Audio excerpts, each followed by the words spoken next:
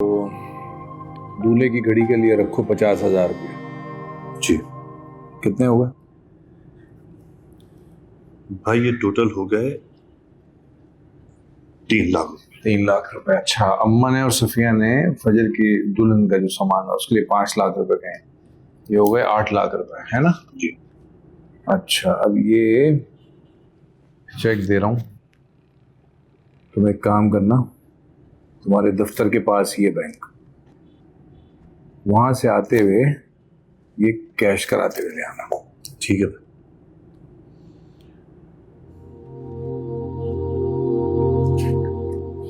ये लो।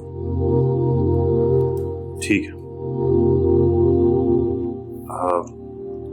भाई वो एक बात कहना चाह रहा था। हाँ बोलो। हम भाई वो हमने सोचा है कि कुछ दिनों में हम लोग यहाँ से चले जाएंगे।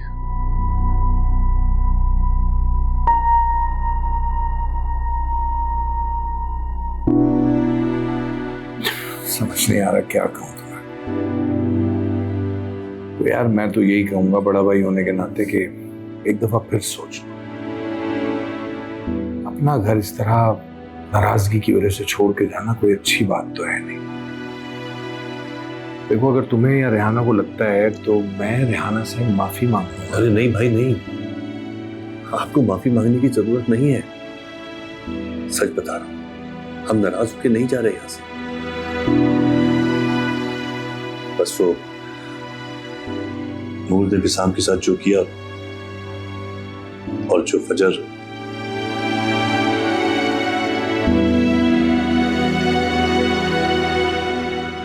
भाई, सच बताऊं, मैं तो अपने आप को इस काबिल भी नहीं समझता कि आपके सामने कुछ ज्यादा कह सकूं। आपकी औलाद मेरी औलाद है। बस जाने की इजाजत दे दें।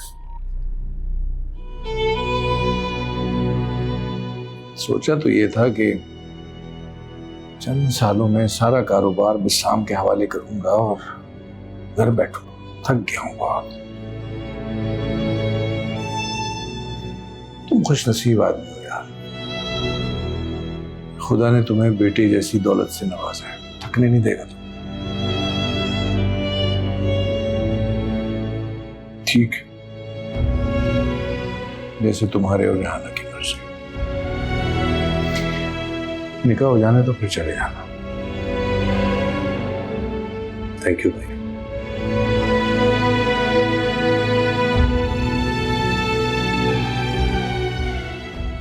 पांच लाख वहां दे दो, 3 लाख वहां दे दो, दोनों हाथों से पैसे लुटाए जा रहे हैं और तुम हो कि पैसे निकाल निकाल के लुटाने के लिए पेश किए जा रहे हो।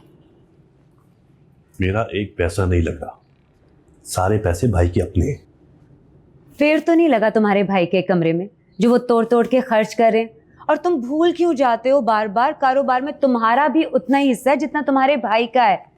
अगर वो अपनी बेटी की शादी पे खर्च कर रहे हैं तो हमने भी तो नया घर लेना है, कम से कम 30-40 लाख तो मांगो उनसे। भाई के पास इतने पैसे नहीं है, जानता हूं मैं अच्छी तरह। एक तो तुम्हारी इसी छोटी सोच से ना मैं बहुत परेशान हूँ यार। 30-40 कहोगे तो 10-20 मिलेंगे ना। अभी मैं तो आपको बता रही हूँ कि कुछ चल रहा है, ये सब लोग मिलकर ना हमसे कुछ छुपा रहे हैं।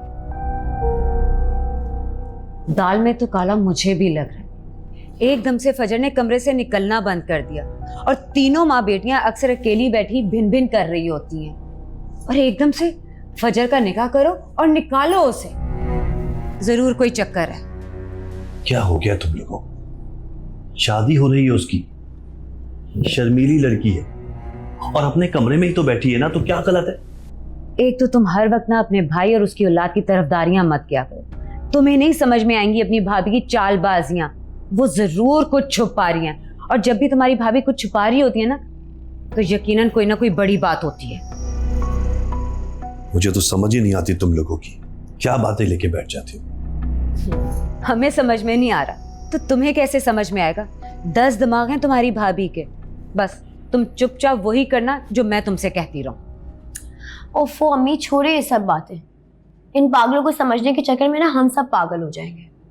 और पापा प्लीज, मुझे इन अनवांटेड लोगों के साथ बैठ के नाश्ता नहीं करना आज। क्या हम कहीं बाहर जाके नाश्ता कर सकते हैं? Good idea. मेरा भी कोई मूड नहीं है खाला जान को फेस करने का, बाहर चलते हैं। ठीक है बेटा। ठीक है, मैं भाई को बोल कर आती हूँ।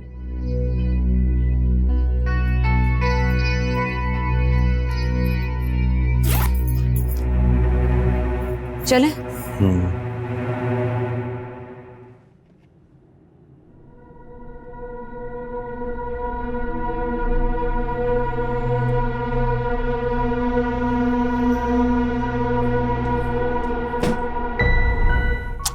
कॉन्ग्रेचुलेशंस। सुना है तुम्हारी पागल बहन का रिश्ता तय हो गया। अच्छा है घर से जा रही है, खुद पे काबू करना मुश्किल हो रहा था। सर का दर्द कैसा है? निशान तो चला गया, दिमाग फिर से ठिकाने लगाऊं तुम्हारा? और आई एम श्योर इस बार चची के पास रोते रोते जाने से पहले कहीं गिर पड़ोगे। ट्राई करें। पता है पहले भी कहा है तुम्हें, छोड़ूंगा नहीं, याद रखना ये बात। और फजर का कोई मसला चल रहा है, पता जरूर लगा लूंगा। मुझे छोड़ो या ना छोड़ो इसका तो पता नहीं, लेकिन इस वक्त तुम्हारे बॉक्सेस से पता चल रहा है कि इस घर को तुम बहुत जल्द छोड़ने वाले हो। जाके पैकिंग करो, कुछ दिन के मेहमान। घर छोड़ने से पहले तुम्हारी बहन का यहाँ से जाना मुश्किल जरूर कर सकता हूँ। कर तो तुम बहुत कुछ सकते हो। कर तो तुम मुझसे शादी भी रहे थे, मुझे टॉर्चर करने के नए नए प्लान्स भी बना रहे थे। ये जो गीदड़ भपकी है ना तुम्हारी, किसी और को देना। और अगर कोई उल्टी सीधी हरकत करने की कोशिश की तो मैं क्या क्या कर सकती हूँ